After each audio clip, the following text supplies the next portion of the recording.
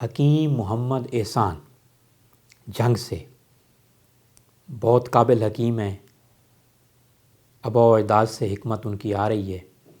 انہوں نے مجھے نسخہ بھجوایا ہے اور میں آپ تک شیئر کر رہا ہوں، اور اسپیشل انہوں نے کہا کہ یہ نسخہ جو ہے ہمارا کئی دہائیوں سے آزمودہ ہے، مجرب ہے۔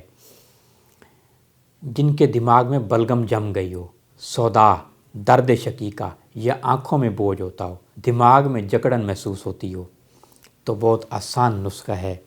اللہ تعالیٰ ان کے علم میں اضافہ کرے اور ہم سب کا خاتمہ اللہ تعالیٰ ایمان پر کرے۔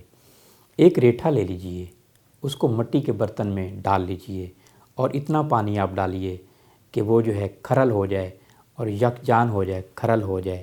جب بالکل پانی جیسا ہو جائے، گاڑھا سا ہو جائے، تو پھر آپ ناک کے ذریعے یوں ڈالیے، ادھر بھی اور ادھر بھی یوں ڈالیے، اور سانس کے ذریعے سے ناک پیچھے کی طرف کھینچیں۔ آہستہ آہستہ کریں یہ، دن میں 2 مرتبہ یہ عمل کیجیے۔ 2 مرتبہ کرنے سے، 2 یا 3 دن استعمال کرنے سے آپ کا دماغ میں جو بلغم جمع ہوا ہے وہ ختم ہو جائے گا، اور دماغ کے بلغم جمنے کی وجہ سے جو آپ کے اندر امراض ہیں وہ بھی انشاءاللہ ختم ہو جائیں گے۔